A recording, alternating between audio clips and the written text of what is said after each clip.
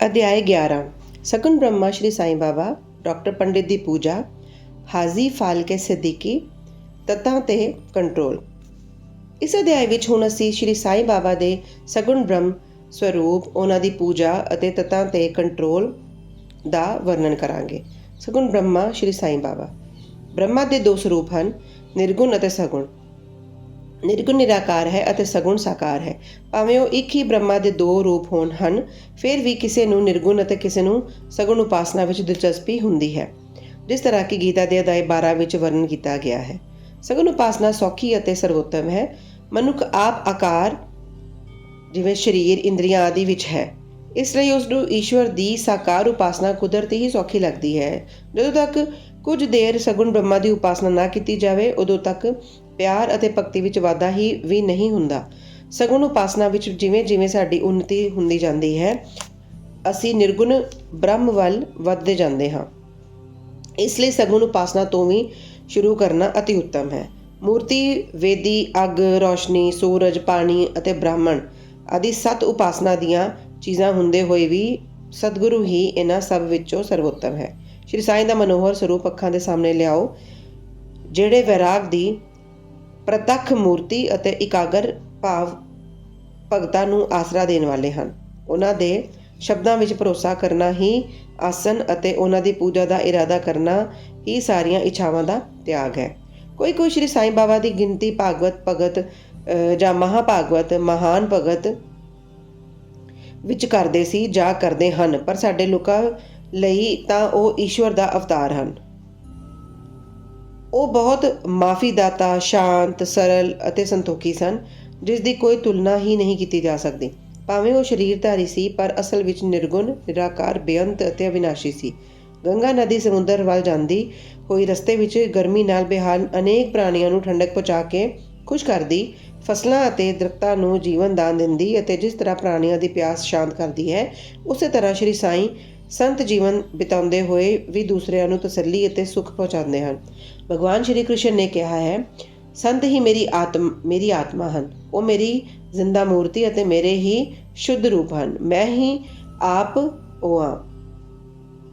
ਇਹ ਵਰਣਨ ਨਾ ਕੀਤੀ ਜਾਣ ਵਾਲੀਆਂ ਸ਼ਕਤੀਆਂ ਦਾ ਜਾਂ ਈਸ਼ਵਰ ਦੀ ਸ਼ਕਤੀ, ਜਿਹੜੀ ਕਿ ਸੱਚ, ਚਿੱਤ ਅਤੇ ਆਨੰਦ ਹੈ, ਸ਼ਿਰਡੀ ਵਿੱਚ ਸਾਈਂ ਰੂਪ ਵਿੱਚ ਅਵਤਾਰ ਹੋਇਆ ਹੈ। ਸ਼ਰੂਤੀ ਤੈਤਰੀਆ ਉਪਨਿਸ਼ਦ ਵਿੱਚ ਬ੍ਰਹਮਾ ਨੂੰ ਆਨੰਦ ਕਿਹਾ ਗਿਆ ਹੈ। ਹੁਣ ਤੱਕ ਇਹ ਗੱਲ ਸਿਰਫ ਕਿਤਾਬਾਂ ਵਿੱਚ ਪੜ੍ਹਦੇ ਅਤੇ ਸੁਣਦੇ ਸੀ, ਪਰ ਭਗਤਾਂ ਨੇ ਸ਼ਿਰਡੀ ਵਿੱਚ ਇਸ ਤਰ੍ਹਾਂ ਦਾ ਪ੍ਰਤੱਖ ਆਨੰਦ ਪਾ ਲਿਆ ਹੈ। ਬਾਬਾ ਸਭ ਨੂੰ ਆਸਰਾ ਦੇਣ ਵਾਲੇ ਸੀ। ਉਹਨਾਂ ਨੂੰ ਕਿਸੇ ਦੀ ਮਦਦ ਦੀ ਲੋੜ ਨਹੀਂ ਸੀ। ਉਹਨਾਂ ਦੀ ਬੈਠਣ ਲਈ ਇੱਕ ਭਗਤ ਇੱਕ ਨਰਮ ਆਸਨ ਅਤੇ ਇੱਕ ਵੱਡਾ ਸਿਰਹਾਣਾ ਲਗਾ ਦਿੰਦੇ ਸੀ। ਬਾਬਾ ਭਗਤਾਂ ਦੇ ਭਾਵਾਂ ਦਾ ਆਦਰ ਕਰਦੇ ਅਤੇ ਉਹਨਾਂ ਦੀ ਮਰਜ਼ੀ ਮੁਤਾਬਿਕ ਪੂਜਾ ਆਦਿ ਕਰਨ ਵਿੱਚ ਕੋਈ ਕਿਸੇ ਤਰ੍ਹਾਂ ਦਾ ਇਤਰਾਜ਼ ਨਹੀਂ ਕਰਦੇ ਸੀ।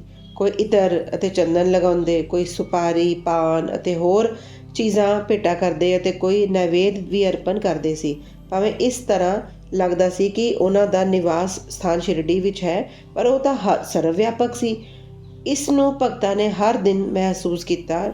ਇਹੋ ਜਿਹੇ ਸਰਵ ਵਿਆਪਕ ਗੁਰੂਦੇਵ ਦੇ ਚਰਨਾਂ ਵਿੱਚ ਮੇਰਾ ਬਾਰ-ਬਾਰ ਨਮਸਕਾਰ ਹੈ। ਡਾਕਟਰ ਪੰਡਤ ਦੀ ਭਗਤੀ। ਇੱਕ ਵਾਰੀ ਸ਼੍ਰੀ ਤਾਤਿਆ ਨੂਲਕਰ ਦੇ ਦੋਸਤ ਡਾਕਟਰ ਪੰਡਿਤ ਬਾਬਾ ਦੇ ਦਰਸ਼ਨਾਂ ਲਈ ਸ਼ਿਰਡੀ ਆਏ। ਬਾਬਾ ਨੂੰ ਨਮਸਕਾਰ ਕਰਕੇ ਉਹ ਮਸਜਿਦ ਵਿੱਚ ਕੁਝ ਦੇਰ ਤੱਕ ਬੈਠੇ।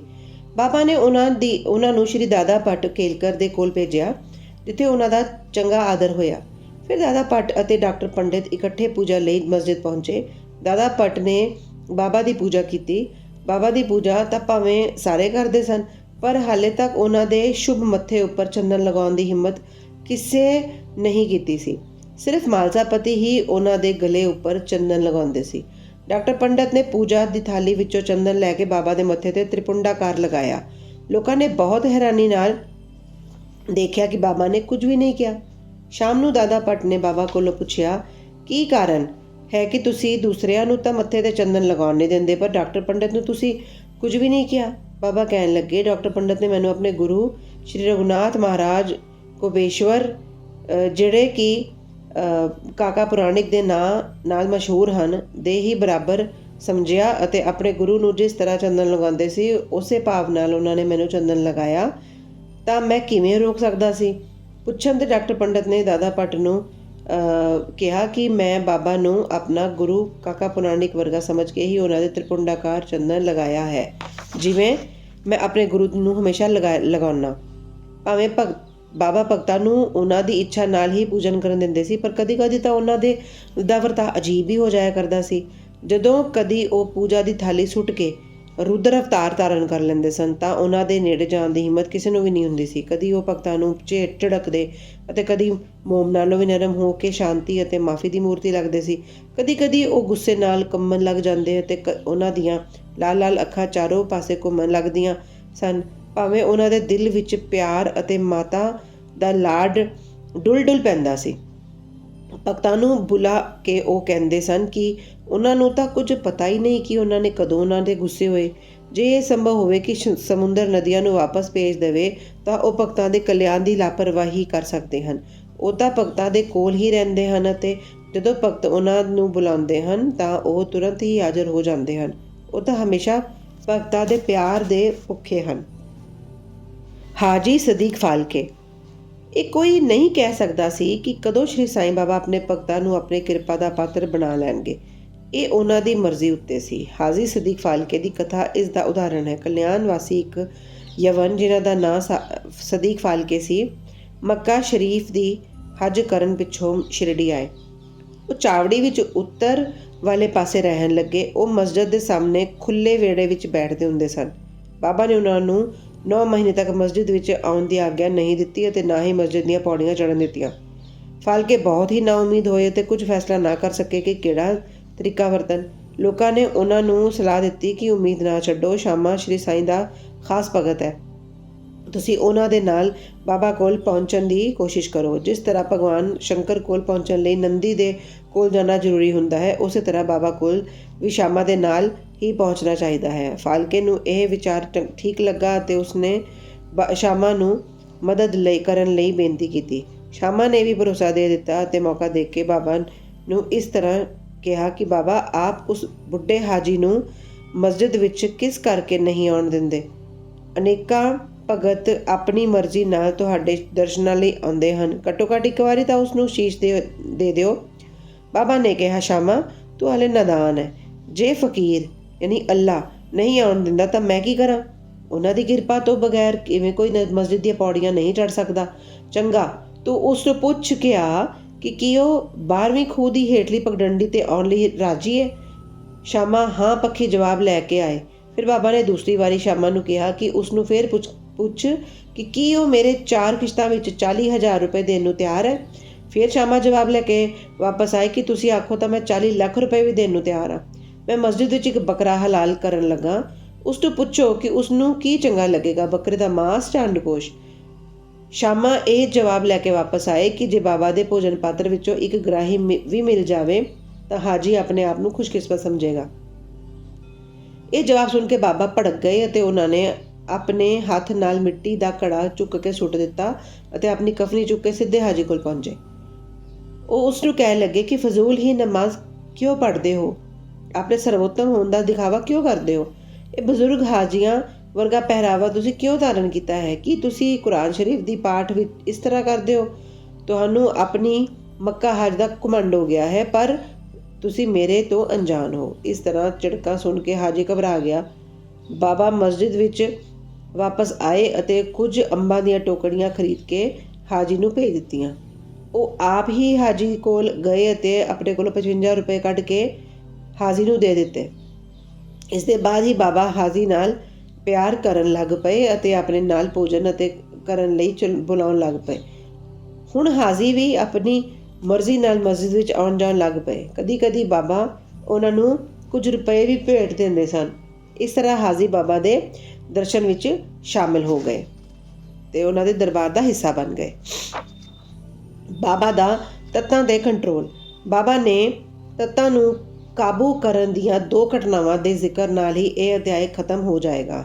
ਪਹਿਲੀ, ਇੱਕ ਵਾਰੀ ਸ਼ਾਮ ਵੇਲੇ ਸ਼ਿਰਡੀ ਵਿੱਚ ਭਿਆਨਕ ਹਨੇਰੀ ਤੂਫਾਨ ਆਇਆ।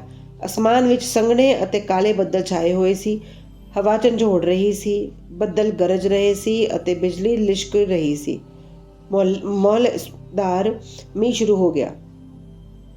ਜਿੱਥੇ ਦੇਖੋ ਉੱਥੇ ਪਾਣੀ ਹੀ ਪਾਣੀ ਨਜ਼ਰ ਆਉਣ ਲੱਗਾ। ਸਾਰੇ ਪਸ਼ੂ ਪੰਛੀ ਅਤੇ ਸ਼ਿਰਡੀ ਵਾਸੀ ਬਹੁਤ ਡਰ ਗਏ ਤੇ ਮਸਜਿਦ ਵਿੱਚ ਇਕੱਠੇ ਹੋ ਗਏ। ਸ਼ਿਰਡੀ ਵਿੱਚ ਦੇਵੀਆਂ ਤਾਂ ਅਨੇਕਾਂ ਸਨ, ਪਰ ਉਸ ਦਿਨ ਕੋਈ ਵੀ ਮਦਦ ਲਈ ਨਹੀਂ ਆਈ।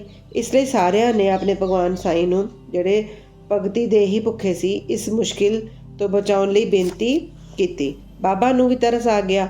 ਉਹ ਬਾਹਰ ਆ ਗਏ। ਮਸਜਿਦ ਦੇ ਕੋਲ ਖੜੇ ਹੋ ਕੇ ਉਹਨਾਂ ਨੇ ਬੱਦਲਾਂ ਵੱਲ ਦੇਖ ਕੇ ਗਰਜਦੇ ਹੋਏ ਸ਼ਬਦਾਂ ਵਿੱਚ ਕਿਹਾ ਕਿ ਬਸ ਸ਼ਾਂਤ ਹੋ ਜਾਓ।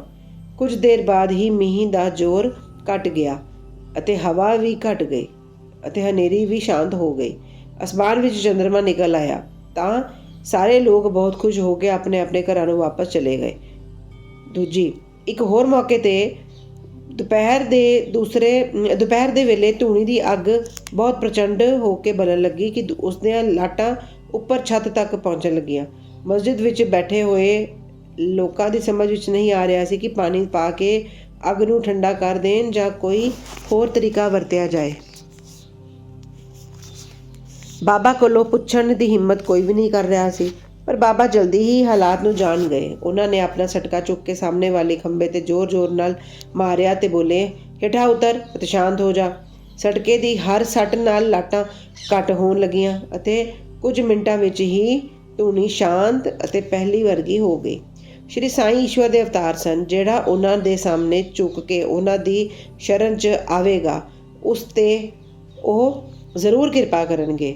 ਜਿਹੜੇ ਭਗਤ ਇਸ ਅਧਿਆਇ ਦੀਆਂ ਕਥਾਵਾਂ ਦਾ ਹਰ ਰੋਜ਼ ਸ਼ਰਧਾ ਅਤੇ ਭਗਤੀ ਦੇ ਨਾਲ ਪਾਠ ਕਰੇਗਾ, ਉਸਦੇ ਦੁੱਖਾਂ ਤੋਂ ਛੇਤੀ ਛੁਟਕਾਰਾ ਹੋ ਜਾਏਗਾ।